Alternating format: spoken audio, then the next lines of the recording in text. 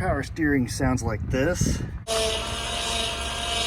And you look under the hood and you see that your reservoir is wet with oil, and the area around it and underneath it's wet with oil, power steering fluid, and you know you're not overfilling it.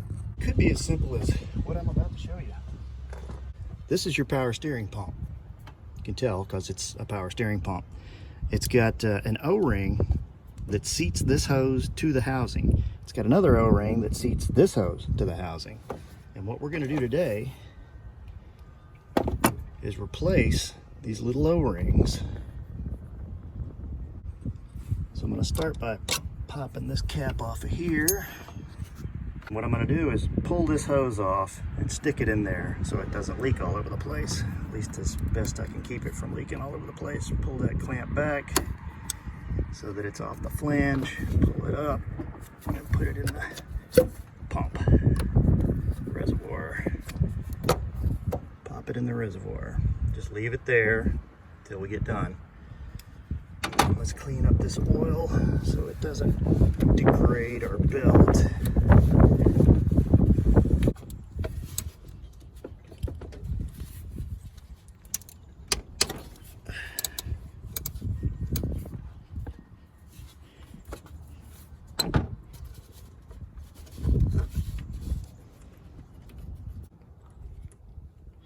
There's only one bolt that holds this plastic flange in, and this is plastic, so don't get too brutal with it, or you'll be headed to the junkyard to find you another one. Pop this out.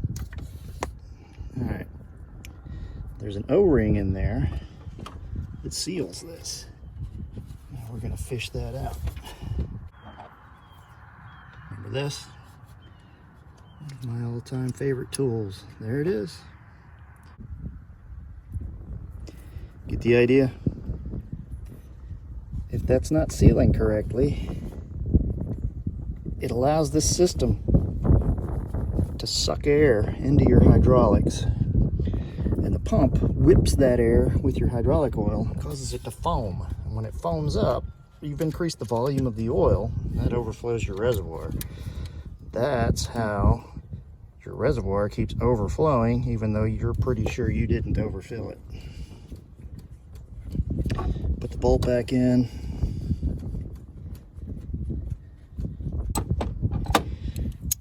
Our magic 10mm. I think Honda should just build a car made entirely of 10mm bolts.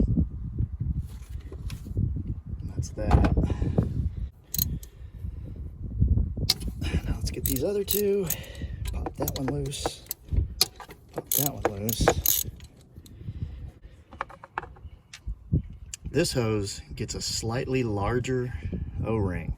So if you get confused on which one goes where, the big one goes back here, the small one goes up front. You pop this loose very similarly, but this is steel, so it can take a little more abuse. There's your seal. Take the little hook, whatever you happen to have, pop that off. Put our new one on.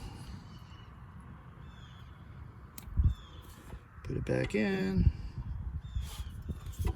I personally find this one easier to do than the front one.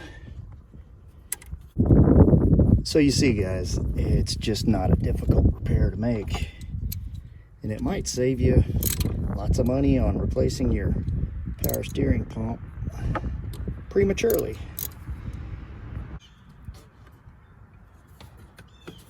Be quick about that, because if you're not, it'll leak all over the place. Put our little hose clamp back.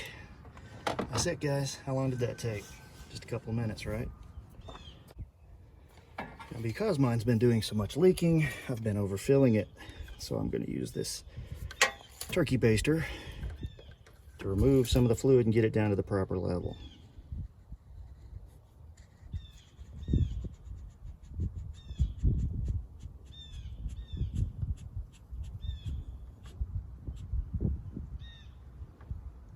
That's about right. And to test my results, I got a little brake cleaner left over from the head job I did the other day. Clean things up a little bit.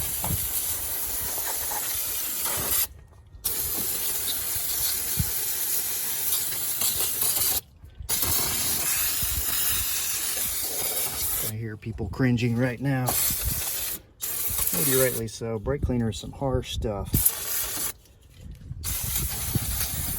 Some people use it as a cure-all, but when I've got greasy, oily crap everywhere, I like to use a little brake cleaner to clear things up, see if I understand what's going on or not. It's one of the reasons you want things to be clean under the hood. How you gonna find a leak if everything's covered in oil? And under my hood, everything's covered in oil. Gotta start cleaning this up. I'm never gonna get to the bottom of all these issues. So that's it. The warning signs for leaking O-rings is a really loud noise on your pump when you fire it up that changes pitch when you steer back and forth. Oil all over your reservoir and down below it means that it's overfilling even though you didn't overfill it. Till next time, scavenger time.